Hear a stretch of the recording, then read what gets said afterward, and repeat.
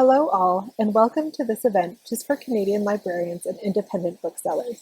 We're so delighted for you to join us in feting author Clare Mackintosh and the release of her latest novel, Hostage, just released from Sourcebooks Landmark this May 2021.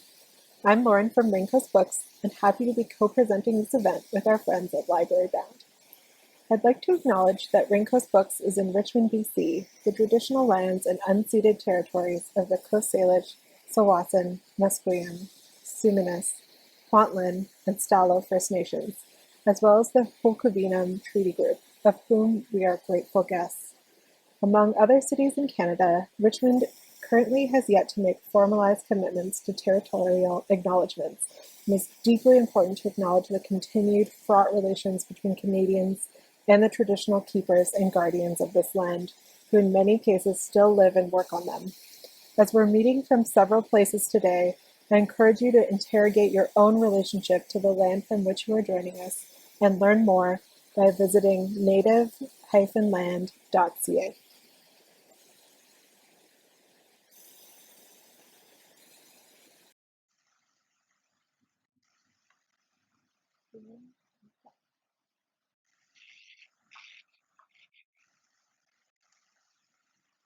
Now, I'm delighted to introduce today's guest interviewers and, of course, our author of the hour, Clare Mackintosh. Jennifer Green, our first interviewer, is the Manager of Collections and Access at Oshawa Public Libraries, a system serving a population of nearly 200,000 people in the city of Oshawa, Ontario. John Toews, our second, is the Events Coordinator at McNally Robinson Booksellers in Winnipeg, Manitoba, the largest independent bookseller in Canada. And of course, Clare Mackintosh. Clare is an award-winning New York Times and international best-selling author, including most recently on the Toronto Star List here in Canada for Hostage. She spent 12 years on the police force in England and has written for The Guardian, Good Housekeeping, and other publications. Translated into 40 languages, her books have sold more than 2 million copies worldwide. Clare lives in North Wales with her husband and their 3 children. Many thanks to you 3 for joining us today. Please take it away, Jen. Thank you, Lauren. So yes, Clare, what I would like to do is just talk a little bit about your backlist, and John's going to ask some questions about Hostage and some of your other works. So I'll just go right into it.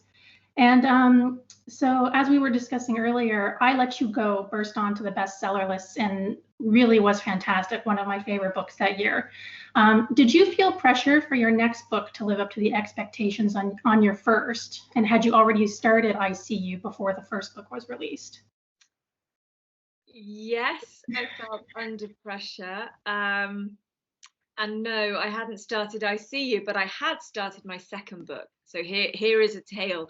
The first thing I want to say is that pressure was all in my head. So nobody said to me, you've got to write another bestseller. No one told me I had to hurry up. In fact, the first thing my UK publishers did was take away my deadlines. So they said, don't worry what's in your contract. Your next book is ready when it's ready, you know, just relax. And you've got lots of promotional things to do for I Let You Go. So they were great, but nevertheless, I did feel under pressure every time I got a good review, or we sold to another overseas territory, or, you know, something great happened. I felt a little bit more sick that I had to do it all again and I didn't know how.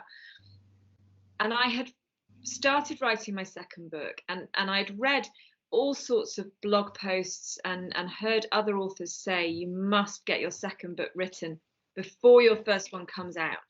And I tried to do that, but actually there was so much happening around the time of I Let You Go coming out in paperback. You know, we already knew that it was slotted into a few major promotions. So there was a lot of work to do. So I was still writing my second book when I Let You Go came out, and I worked on it for about 9 months, and it was okay. I was sort of, you know, pleased with it, but a little bit worried that it wasn't as strong as I Let You Go. And I spoke to my editor about it, who had read it, and I said, you know, I'm worried it's not as good. And I think what I wanted was for her to say, oh no, it's better. You know, this is great. And actually there was this long pause, and then she said, no, I don't think it is as good. And I really panicked. I said, what are we going to do? And she said, well, you've got two options. We carry on working on it, and I've got some ideas, and she's a very positive, proactive editor. Or, she said, you ditch it and start something else. And she didn't tell me to ditch it. I made that decision, but it was the only thing to do, really. I think you know the expression, you can't make a silk purse out of a sow's ear. It feels like a very British expression. I don't think my book was a pig's ear, but I think it had quite a long way to go before I made it into a silk purse. And ultimately, what was lacking in that second book was a really, really strong hook. But I did have a strong hook for what I thought was going to be my third book, which was I See You. And I knew from the second I had the concept of I See You that this was a book that would resonate with readers all over the world, that we can all imagine ourselves as being creatures of habit, commuting, following the same route, being predictable, seeking out familiar routes, and making ourselves vulnerable as a result. And so actually it was much hookier, much stronger. And the second I started writing it, all that pressure lifted because I was writing the right book. Oh, that's great. That's great. So speaking of I See You, we did ask those who will be coming to the interview later on if they had any questions for you. And Kelly Mazuka from the Richmond Hill Public Library asks, your book I See You seems so true to life. Were you or someone close to you ever stalked to come up with that idea? Gosh, good question, Kelly. I'm very fortunate that I haven't been stalked. As a student, I received dropped calls. You answer your phone, there's no one there, on my mobile for weeks and weeks and weeks, and it did really freak me out. And I went to the police and reported it, and they traced the calls to someone who had no connection to me whatsoever. It was a peculiar thing.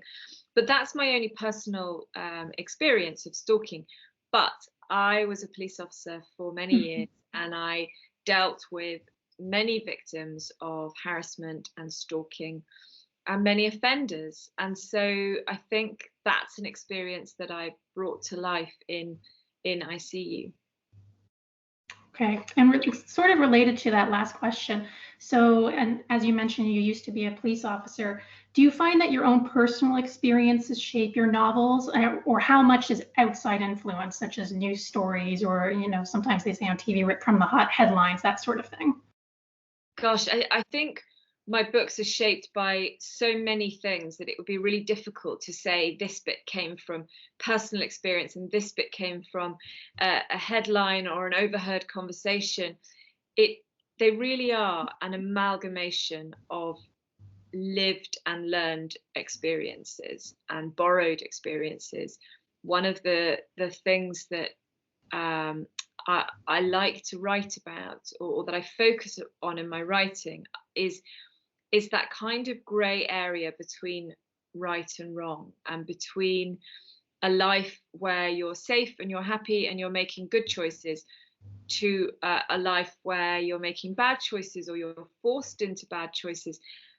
And what I learned as a police officer is that line is really, really thin, and that we, the three of us are sitting here, and I'm going to assume that you two are quite law-abiding. I mean, you look very law-abiding. You absolutely don't look like you might commit atrocities, but I firmly believe that any one of us is capable of committing murder if we were pushed, if we were in the right situation, if we were frightened enough, if someone we loved was in danger, if. I think we're all capable of doing terrible things. And that area is very much what fascinated me as a police officer. The people that I spoke to who had crossed that line or been pushed across that line. And so that's what I write about. So that's a very sort of long, convoluted way of saying that everything I've experienced, particularly those years in the police, informs my writing now. Thank you. So I'm sure as a writer of psychological thrillers, crime stories, you know that there are a plethora of those stories out on the market today. So how do you separate yours from the others, and how do you discover and develop fresh ideas? You mean it's not just my books on library shelves? Shocking information. I think if I thought too much about the competition, I would be frozen. I don't think I'd be able to write anything. But for a start, I don't see books as competition. I don't see other authors as competition. I am first and foremost a reader, not just a writer. And if there was only one author writing books, then I would be really disappointed, because I can read books an awful lot faster than one person can write them. And so it's brilliant that there are lots of books out there and lots of choice. I think that every author has, their own voice. I'd like to think that I've got a distinctive voice, that you can pick up a Clare Mackintosh book and recognize the authority in that book, that I'm either writing about an experience that I know very well, or I have researched that experience to a point where I can write about it or authentically. I know that what people love in my books, what they tell me they love, are surprises. So whether those are plot twists or revelations or unusual structures, keeping readers on their toes, unseating them, is what I very much enjoy, and I think is probably the trademark of my thrillers. Okay. So one thing that I've noticed in many of your books, or probably all of your books, is that parenthood, and often motherhood in particular, is a very strong theme within your novels. And so what is it about being a parent that lends itself to the psychological thrillers that you're writing? It is endlessly fascinating to me, and I never set out to write quite so much about parenthood, but you're absolutely right. It does sort of thread its way through my books. I think there are just so many different elements to it. The way that a child becomes a sort of extension of yourself, and yet they're their own person, is interesting. I am particularly interested by the way that when you have a child, if you have that child within a relationship, that mostly you don't love your partner any less.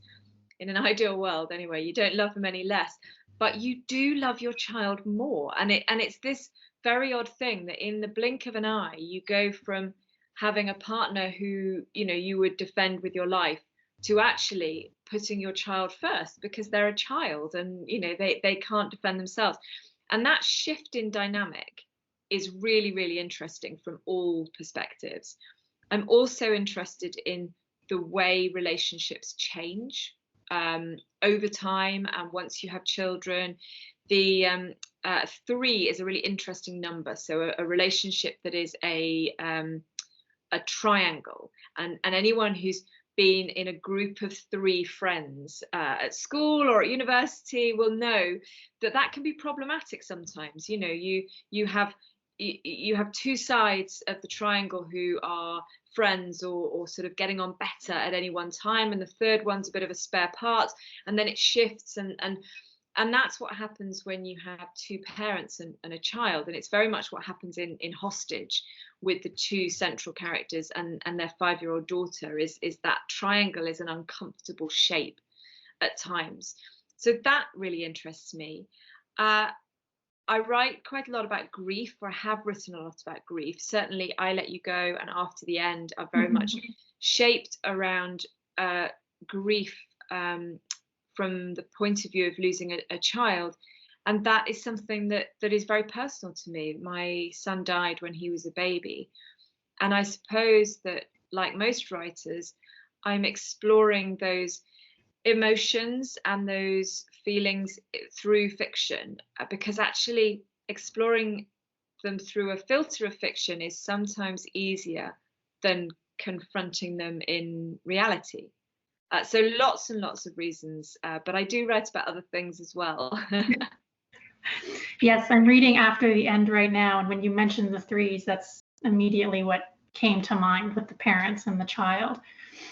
While your stories do often have a lot of tension and suspense, there are also many quiet moments where the reader gets to know the characters very well.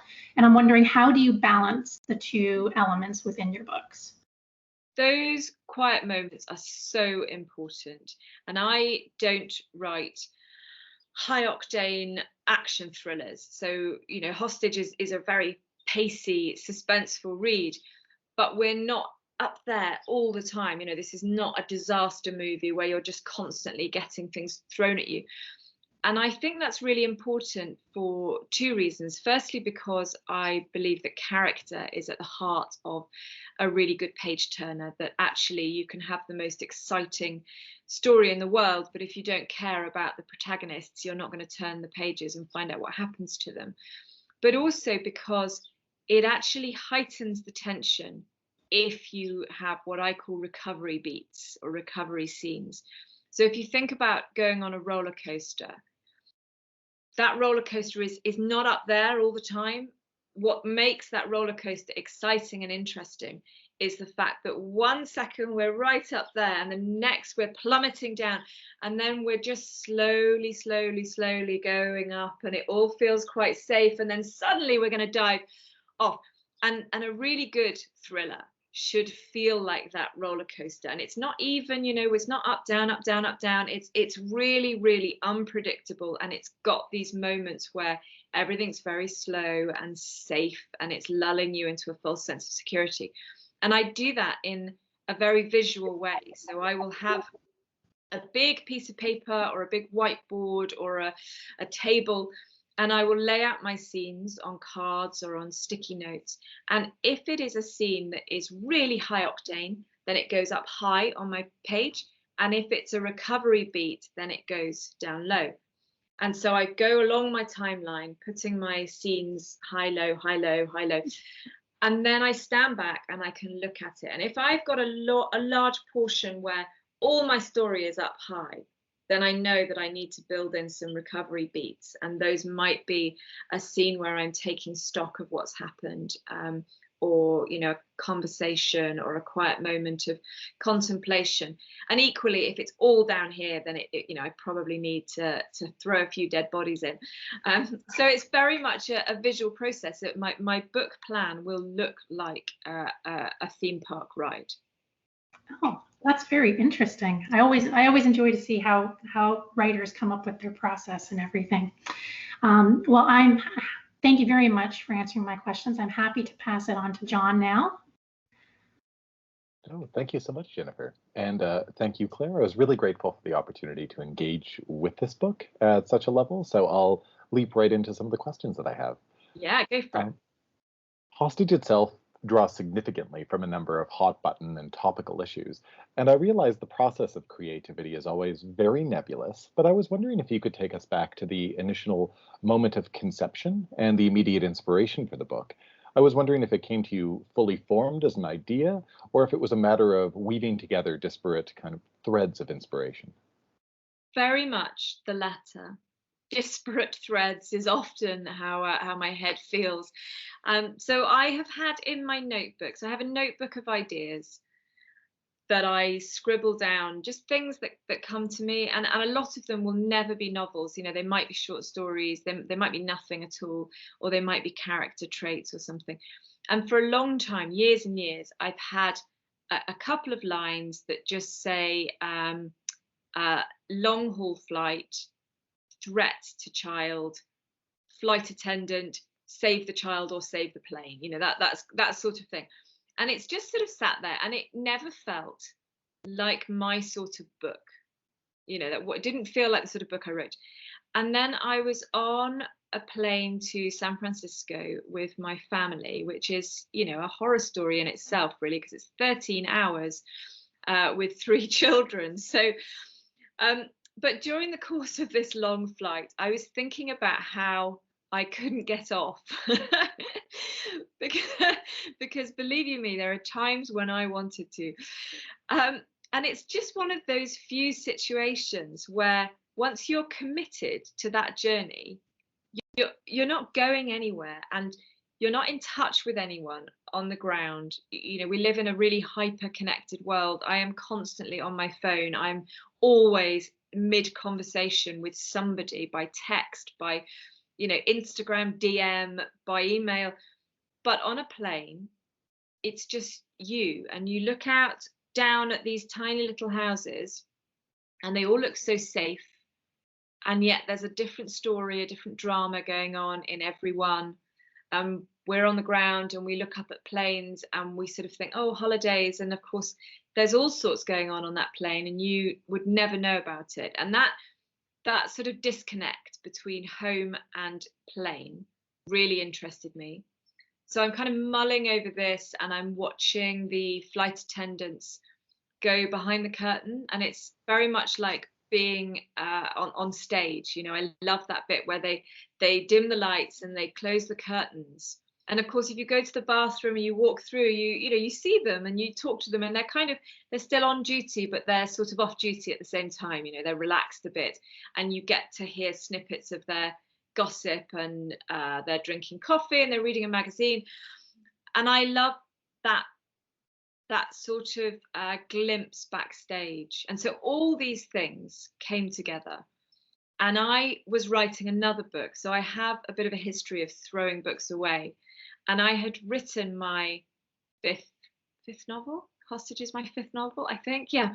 So I'd written my fifth novel already. So I'd followed after the end with a novel about a police officer, a white police officer, who arrested a young black man who died at the moment of arrest. And I'd written this book in 2018, 2019. And then in the summer of 2019, I'd sent this book to my editor, but I wasn't happy with it. And I couldn't really work out why I wasn't happy. Anyway, as it turned out, all the awful things that then happened with regard to Black Lives Matter, actually it became a book that wasn't really appropriate for me to write, and I was glad that I'd put it to one side. But at that time, I didn't know any of this. I just knew that the book wasn't working. But this idea, this hostage idea, had really taken shape. And by the time I got off the plane, I'd written a synopsis and I sent it to my editor, and I said, I know. I said, I'm taking 3 weeks off. I'm not working at all. I know I've just sent you the book that I've, you know, on my next book, but here's the thing. I like this one more. I think it's really exciting. I'm really, I can't wait to write it. And I'm worried someone else will write it. So, I've got to do it now. And my editor's great, and she trusts me, and she likes the story too. So she says, yeah, do it. So that was how it all came together. But at that time, I didn't know everything. So I didn't know. So it's not a spoiler to say that there are terrorists in this book. Okay, like anyone can sort of figure that out, even if they've not read it. It's called Hostage. It's set on a plane. But I didn't know until I started planning the book in detail who those terrorists were or why they were taking this plane hostage. But what I wanted was to make the reader think a little bit and to challenge expectations and preconceptions around who a terrorist is and what they might look like and what they might be doing. Now, by and large, Hostage itself takes place in essentially two discrete locations. And I was wondering if that idea was basically what you had envisioned from the start, and what kind of freedom and limitation came with operating within that type of restraint. Well, that's such a great question. So right from the beginning, it was absolutely these two environments that I alluded to earlier, that kind of the safety of the home and the safety of the plane, but of course anything can be happening behind closed doors. And so in effect, we've got two locked room scenarios. And that is quite exciting because it lends itself very easily to tension, but it's very limiting. You can't just have someone walk in to a plane in mid-flight. So you can't introduce a character mid-air, that, you know, the guy twirling his moustache and looking all suspicious or solving it, or that's just not going to happen. You know, you've got who you've got from the outset, and you've got to work with them. You don't have to describe big movements, so you're not cutting from scene to scene, you know, describing walking long distances or walking in and out of shops, and that's, you know, that's quite nice in a way. It's almost more screenplay like. But I found the small detail quite difficult, really, to describe. You know, you don't move a lot on a plane. You've got an aisle and some seats, and so it was quite difficult to move people around without it feeling repetitive or clunky. And I had on the wall of my office a big whiteboard with a cross section, seating plan of my fictional plane. Very important to say that it's fictional, because if I made up a plane, so it is a 777, Boeing 777, but it's been customized for this fictional airlines. And I did that partly because it meant, you know, I could do what I wanted with the seating plan, but also because it means nobody can complain. Nobody can write to me and say, actually, there are 147 seats in business class. There are as many as I say there are. So I had my seating plan, and I could move people around where I wanted to. So it was challenging, but it was really, really fun. Fabulous. And you'll forgive my indulgence. I'm always fascinated by the writing process, particularly when it comes to something that is such a high wire act as your own book is. So I know you'd alluded to your process a little bit earlier when it came to that wonderful image of determining exactly where where you could inject shock points and such. But I was wondering if there were particular reveals or twists that you had in mind that you were working toward at every point, and whether or not you determined those in advance or just allowed yourself to kind of find them in an initial draft or through the writing process. So I generally start a draft knowing what at least one of the main revelations is. And so I knew, I knew that our central protagonist would be sort of revealed more than once. Without spoiling anything. So there would be a process by which we would be surprised and then surprised again. I knew how it was going to end, but actually that changed quite a bit. And so by the end of the first draft, I had a surprise at the end. And then by the end of the second draft, I had another surprise. And then at the end of the third draft, I suddenly realized that there was something else that was going to happen that was so perfect for the people involved and so perfect for the story and very on brand for a Clare Mackintosh book, that I actually laughed out loud as I wrote it, because I was so delighted. This is very un-British to say that I was very pleased with myself, but I was very, very pleased with myself. And it's my favorite sort of reader reaction as well. I'm getting lots of people messaging me to say, I love the ending. And so that's really great. So that came to me later on. Fantastic. And the novel takes place from a number of points of view, both from the primary characters as well as interstitial chapters where we learn more from the perspective of those passengers on the plane. The latter in particular help to ratchet up the suspense, reveal certain secrets, and they expand the claustrophobic quarters of the plane as well. I really liked your concept of recovery points that you mentioned earlier on. I was wondering if these chapters were intended from the outset, or if the idea just presented itself during the writing process. So they weren't intended from the outset. No, that was a process of trying to solve a few problems. So I wanted to humanize the people on the plane. And that was really important because I wanted readers to see the passengers as individuals and understand that there are lots of different reasons why people end up in the situation that they're in. And I also wanted to mirror the way that people watch, and lots of people watch. You know, if you're traveling, particularly if you travel on your own, as I do for work, you've got no one to distract you, no partner to talk to, no kids wanting biscuits all the time. You're just looking at people and wondering why they're there and why they're traveling and what they're doing and how they feel. And so those vignettes of characters, and there are maybe a dozen of them, perform both those functions, but they also add to the challenge for the reader, because what they do is they give us little bits of information that we're not getting somewhere else. So we see a picture of the passengers from Mina's point of view. Mina is our flight attendant, and of course she is thinking about the passengers, so we have her interior thoughts about who they are and where they might be going.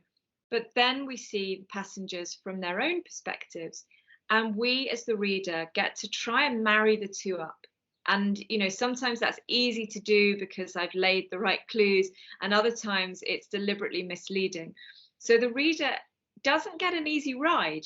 This is not a book where you need to, I don't know, take notes, or there's no exam at the end of it, but you're definitely using your brain to try and piece together the clues and work out who the threat is, because someone on that plane, at least one person, is a threat, but we certainly don't know who it is for most of the book. There's so much more I'd like to talk to you about Hostage, but I'm also very leery to reveal too much about the various twists and turns to those who may be watching this who haven't read it. So I was curious to know one thing.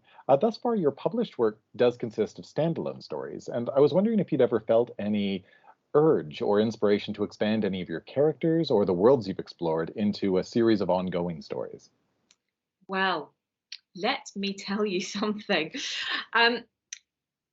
In relation to characters I've already written, then I have no plans to continue with their stories. And what's interesting is that whenever I finish a book, I often feel, oh, I might want to go back to that character.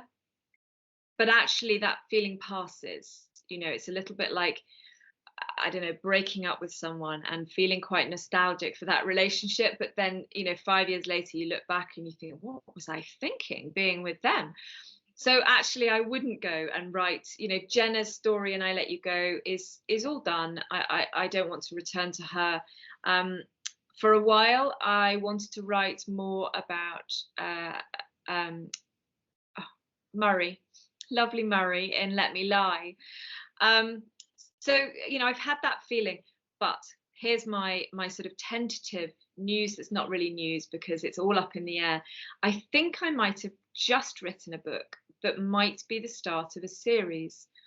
So next year's book, which doesn't have a title, I'm terrible at titles. So if when I talk about this, someone who is watching our interview has a brilliant idea, then you can email me and let me know. This is a book that is set in North Wales, where I live here in the UK. And the environment is a very, very small rural community on the edge of a lake. And the border between England and Wales runs right through the middle of the lake. And on the Welsh side is a very, very small working class village, the sort of place where if you haven't got 5 generations in the graveyard, then you're not local, that sort of place. And on the English side of the lake is a very, very exclusive luxury resort of log cabins, decks going over the water, all very, very beautiful. Lots of tension between the two. And on New Year's Day, when the locals go into the water for their very, very bracing New Year's Day swim, a body floats through the mist from the English side to the Welsh side. And that's the start of the book and the start of an investigation involving a female Welsh detective called Fionn Morgan and a male English detective called Leo Brady. And there's a lot that goes on between the two of them. So I really love it. And what you said just now about worlds, I think is really key. It's not just about character. And so although I've written characters that I would quite like to know, what happens to them, actually I haven't created a world that I want to stay in, or that I think readers would want to stay in for years and years and years. Whereas in this book with no title, I think I have. And so I shall see what happens over the next few months. I've just finished the third draft of that, and I'll start the copy edits. But I'm talking to my publishers about whether or not this is the start of a series. So what I'd really love to do is write alternate standalone thrillers and murder mystery series. That's a wonderfully evocative and mysterious teaser, so thank you very much for that. As this conversation is being presented in association with the good folks at Library Bound, just to take us off in a slightly different direction, I was wondering if you could speak just a little bit about the importance of libraries as a whole in your own reading journey and your journey as a writer as well. Oh, what a lovely, lovely question.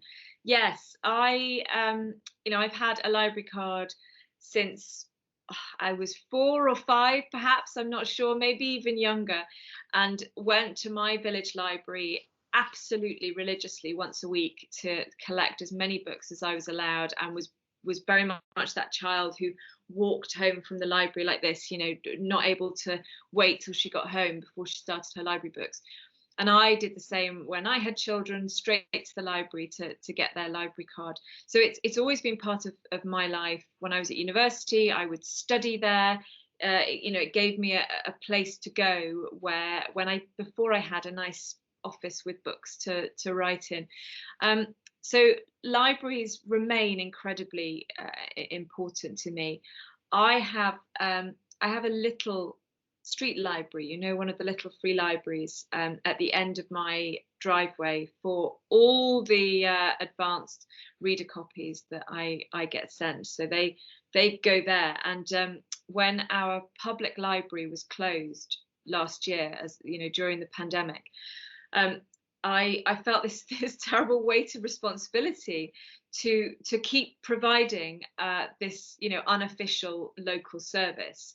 And it really brought home to me how many people use our library, because there it was, my little box being used so much by people who would normally be going to the library, the proper library. So there was a great sense of relief when it was open again.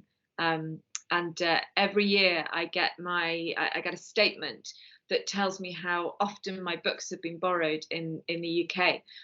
And it's just the most incredible thing to know that each of those people have either gone there knowing what they want to borrow, or they've just browsed the shelves and picked up a book to see what it's like. So brilliant service. Fabulous. In keeping with the spirit of generosity that you mentioned when it comes to your own little free library, I know that you've been so incredibly generous now that you've reached this point in your career to really elevate a lot of up-and-coming writers and writers that are working within the genre with you as well. I know on your blog in the lead up to Christmas, you had just this constant posting of writers that you were excited about. And so just in closing, in that same spirit, I was wondering if there was any up-and-coming writer or writer with a forthcoming book that you as a reader are particularly excited about and just want to tell everyone about. This is one of those questions that immediately makes you go completely blank. You know that, right? Of course. I need to tell you a joke or so this isn't up and coming. This is a book that came out a few months ago, but I haven't heard as much noise about it as I would like to hear. So I'm going to make a little bit of noise now. It's by an author called Jacqueline Bublitz, and the title of the book is Before You Knew My Name. And it's a book about 2 women, one murdered and one the woman who found the murdered woman. And the woman who's been killed has no name. She's Jane Doe. She's in the mortuary in New York City, and no one knows who she is. And this young woman who found her body goes on a quest to work out who she is and what she was doing there, and to sort of honor her name and give her an identity. And it's really a polemic about the fears that women face and the way that their identity is stripped away from them when something like this happens, that the emphasis is so often on the crime or on the person who committed the crime and not on the woman who lived before the crime was committed. It's a really incredible book. It's very thought-provoking. It made me quite angry, but it is also very beautifully written. So I really recommend that. Fantastic. Thank you so very much. Could I trouble you for the name of the book and the author one more time? So that's Before You Knew My Name by Jacqueline Bublitz. Fabulous. Thank you so much. Okay. Thank you, everyone, for your illuminating conversation. Jen and John, your thoughtful questions, and Claire for your generous answers in that spirit of generosity again. It was absolutely delightful for me to be a fly on the wall during this chat this afternoon. Also, big thanks to our co-presenters at Library Bound, and thanks to all of you librarians and booksellers tuning in to today's event. Thank you for keeping us in books during a very tough time this past year. I'm so appreciative personally, and we're appreciative altogether at Raincoast for your efforts. From Raincoast, take care and please be well all. Thank you again.